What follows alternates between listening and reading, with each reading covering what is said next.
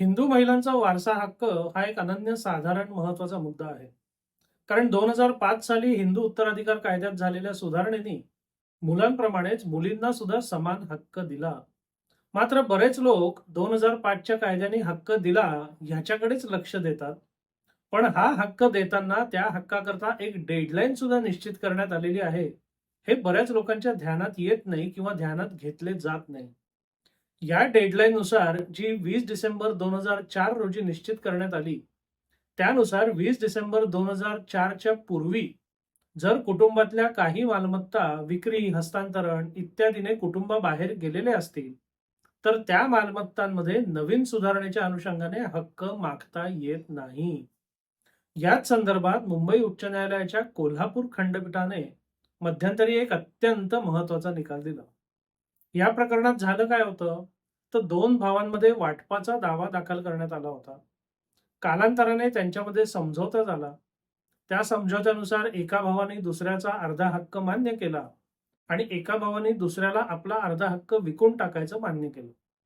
त्या अनुषंगाने तडजोड करण्यात आली, ती न्यायालयात दाखल करून लोक अदालतीचा निकाल घेण्यात आला. कालांतराने त्या एका भावाचं निधन झालं आणि त्यांच्या मुलींचं नाव महसूल दप्तरात नोंदण्यात आलं. आणि जेव्हा लोक अदालतीच्या निकालानुसार किंवा निवाड्यानुसार खरेदी खत करून देण्याची मागणी करण्यात आली, तेव्हा ह्या मुलींनी त्याच्यावर आक्षेप घेतला. आणि तो आक्षेप घेण्याचं त्यांचं मुख्य कारण होतं की वडिलांना सगळ्या मालमत्तेबद्दल काहीही करण्याचा अधिकार नव्हता. मग हे प्रकरण अंतिमतः उच्च न्यायालयात पोहोचलं. आता उच्च न्यायालय या निकालात काय म्हणतं ते आपण बघूया. दोन भावांमध्ये विभाजन व स्वतंत्र ताब्याकरता दावा सुरू होता. दिनांक 17 मार्च 2002 रोजी दोन्ही पक्षांमध्ये सामंजस्याने तडजोड झाली. प्रतिवादीने वादीचा अर्धा हक्क मान्य केला. त्याचप्रमाणे वादीने आपला हक्क प्रतिवादी यांना रुपये 1.5 लाख मोबदल्यात विकण्यास सहमती सुद्धा दर्शवली. तडजोडीच्या प्रोसेसनुसार हा खटला दिनांक 17/3/2002 रोजी लोक अदालतमध्ये निकाली काढण्यात आला. बरं, इथेच थांबलं नाही. त्यानुसार प्रतिवादीने पैसे न्यायालयात जमा केले. ती रक्कम वादीने काढून सुद्धा घेतली. सन 2003 मध्ये या वादीचं निधन झालं आणि त्यांच्या पश्चात त्यांच्या मुलींची नावं वारस म्हणून महसूल अभिलेखात नोंदवण्यात आली. दिनांक 23/8/2012 रोजी प्रतिवादीने लोकअदालतीने दिलेल्या पुरस्काराच्या अंमलबजावणीकरता दरखास्त दाखल केली. त्यात वादीच्या मुलींना लोक अदालतीच्या पुरस्कारानुसार खरेदी खत करण्याचा आदेश द्यावा अशी मागणी करण्यात आली. आता या दरखास्तीला नव्याने अभिलेखावर आलेल्या मुलींनी हरकत घेतली, आक्षेप घेतला आणि त्यांचा मुख्य आक्षेप असा होता की वडिलांना मुलींची संमती न घेता वादग्रस्त मालमत्तेबाबत तडजोड किंवा विक्री करण्याचा अधिकारच नव्हता. कारण हिंदू उत्तराधिकार अधिनियम कलम 6 मध्ये झालेल्या दुरुस्तीमुळे त्या मालमत्तेत मुलींना सुद्धा अधिकार होता.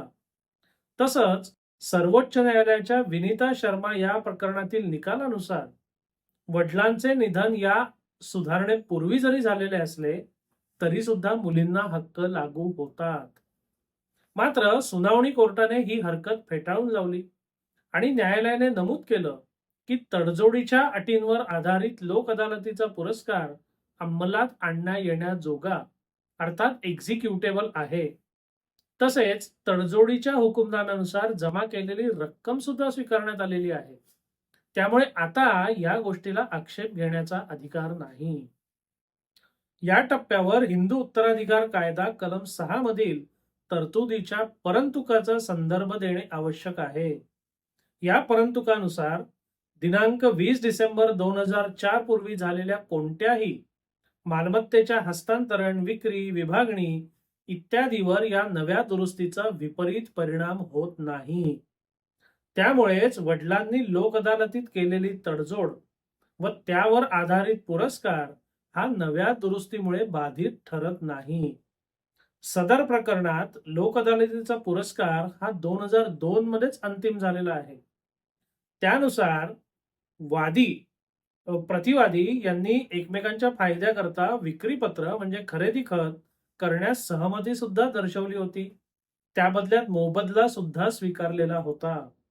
सध्याची अंमलबजावणी प्रक्रिया ही फक्त आणि फक्त त्या निकालाच्या म्हणजे डिक्रीच्या अंमलबजावणी करता आहे, ज्यानुसार पक्षकारांचे हक्क या अगोदरच निश्चित झालेले आहेत. त्या हक्कांचा वाद आता नव्याने उपस्थित करता येणार नाही, असं म्हणून उच्च न्यायालयाने सुद्धा ही हरकत फेटाळून लावली आणि खरेदी खत करून देण्याची जी मूळ आदेश होता तो कायम ठेवला.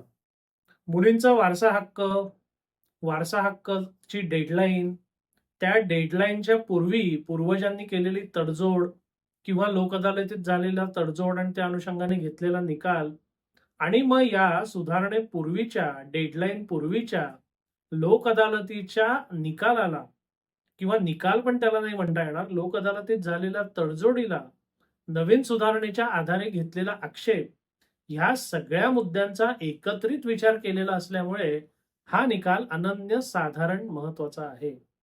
म्हणजे 2005 मध्ये जी सुधारणा करण्यात आली त्यामध्ये महिलांच्या वारसा हक्काची जी डेडलाईन निश्चित करण्यात आली, त्या डेडलाईन प्रमाणे वाटप, खरेदी विक्री, त्याचबरोबर लोक अदालतीतला किंवा तत्सम स्वरूपाचा समझोता हा सुद्धा त्या डेडलाईनच्या अंतर्गत येतो, हे या निकालाने एकदा स्पष्ट केलेलं आहे.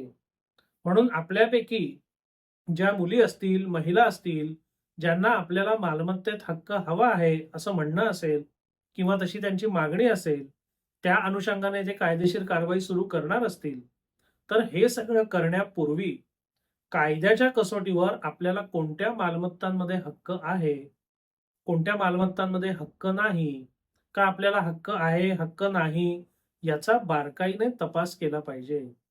केवळ कोणीतरी सांगतं म्हणून किंवा 4 लोक करतात म्हणून आपण गोष्टी करायच्या नसतात. जोवर आपली मागणी कायद्याच्या चौकटीत बसते याची आपल्याला खात्री होत नाही, तोवर कायदेशीर कारवाई सुरू करण्यात काहीच अर्थ नसतो.